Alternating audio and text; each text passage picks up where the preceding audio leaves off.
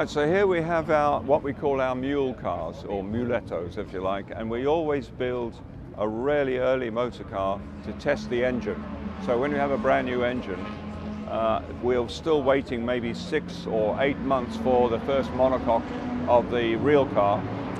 So we buy a kit car. In this case it was an Ultima, and it's a perfect motor car because the chassis is so heavy and strong you can chop bits out of it without really affecting the performance. So with the Formula One, the McLaren F1, we used 2 Ultimas and we used 1 here. When we did the SLR for Mercedes-Benz when I was at McLaren, we did 3 mule cars and we used TVRs. So the reason why this is called George is because traditionally I've always called the mule cars after English kings. So this is an amazingly useful motor car because you get at least 6 months early running on the engine, and engine development, mapping, reliability, before we've got the first monocoque ready. So once we've got the first real monocoque, if you like, and we move away from the mule car, the very first thing we do on the next 3 or 4 prototypes is measurements, telemetry or data acquisition. So this car has got more than 120 measurement points on it, and it's collected in a central brain, and we can download that and see not just what the engine and transmission are doing, but what the suspension's doing, anything to do with the car, the electronics, and that helps the analysis engineers feed back to the design office to make sure that we keep developing the car in the right direction. So the next 3 or 4 prototypes are all about collecting data. So as you can see, the early cars we don't even bother to paint. They're not really representative of anything production ready. It's all about collecting data and constant development. By this time we've also done a first crash test. Obviously we didn't bring the crash cars here, but once the car starts getting nearer being representative of what the final car would be, we start painting them and we start trimming them fully inside. And that's to give us some lead time on the painting process and how difficult the car or easy the car is to paint, and what we call trim development, so stitch lines and things like that. So we start, at this point, we start working on early quality as well as the actual car development. So the actual attributes of the car, to make sure it is the best car on the planet to drive, which is our target, that starts before you even design the car. So you write those down and you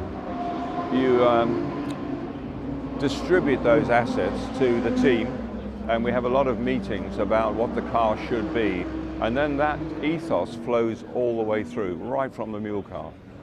So the mule car, really, to be fair, because it's a different weight distribution and a different stiffness in the chassis, doesn't feed back a lot of that. But once you get into the early prototypes, that happens in the background as well as the other development. The basic ethos of what we're trying to achieve in the final sort of driving perfection never changes. That's driven all the way through. And if you've got the concept wrong in the first place, you're never going to achieve it. So the difference from here onwards is quite dramatic, actually, because up until that car, those are what we call XPs, experimental prototypes. Once we get to VPs, which are validation prototypes, you're starting to get closer to the final production specification, because to become an official car manufacturer, even for 100 cars, you have to fully homologate the car. And to do that, you have to put forward cars that are absolutely production ready. Now, these early validation prototypes aren't. They're much more for us to validate the final body fit, the ride and the handling, how that's developed. You know, so by the time we get to VP cars, we're in the last 10%, shall we say. We generally build half a dozen validation prototypes, and then we get to PPs, which is pre-production prototypes. And these ones now are essentially basically production spec, but we're just fine-tuning a few things. And if that fine-tuning involves the engine at all, that can't be a homologation car. You can only put forward a car for homologation when everything's absolutely nailed. So the PP cars essentially are production ready, But we're still fine-tuning engine for emissions and to pass tests, because the amount of tests we have to pass, you get no dispensation for being low volume. You've got to do everything the big guys do. So by this time, we're fine-tuning the stuff towards homologation. So once we've done the pre-production cars, you then have to actually freeze the spec of the car, because to get homologation, you cannot have a difference between the last prototype cars and the cars that you intend to produce. And those are put forward to the authorities and they check everything. And there's dozens and dozens of tests. Electrical emissions, of course petrol emissions, but also exterior projections, the radius on the outside of the body, protection for pedestrians and stuff. So by the time we get to these cars, they called PS prototypes or pre-series, and these are absolutely production intent. And you normally only build between 2, 3 of these, and these are the cars that are put to the authorities for homologation. But for all intents and purposes, they're the same as the cars on the production line. The F1 was probably the closest car to using Formula One technology on the road, because it was the first ground effect car, first carbon fiber car, and sitting in the middle, of course, like a racing car.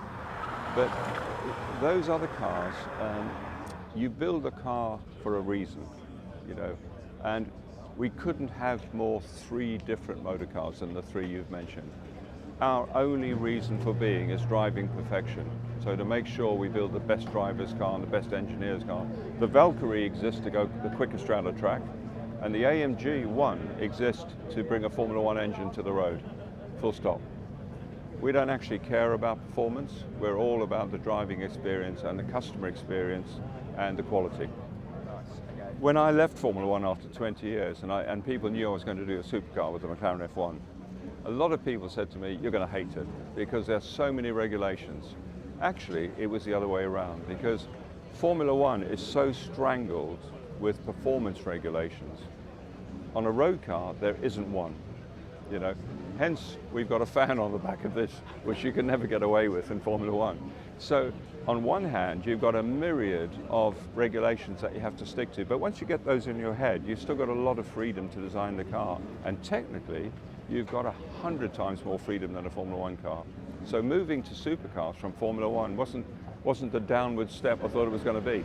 I think I was lucky to be involved in Formula One in what I would call its technical heyday, the 70s and the 80s, you know, where we had a massive freedom. I mean, we've just witnessed here at Goodwood, the McLaren T.50s, what a different motor car from every other one on the grid, for example, and you had that freedom. Nowadays, the regulations are so narrow and so tight. I feel sorry for the people. I wouldn't like to be involved in Formula One today. I get much more freedom designing these than I do in a Formula One car.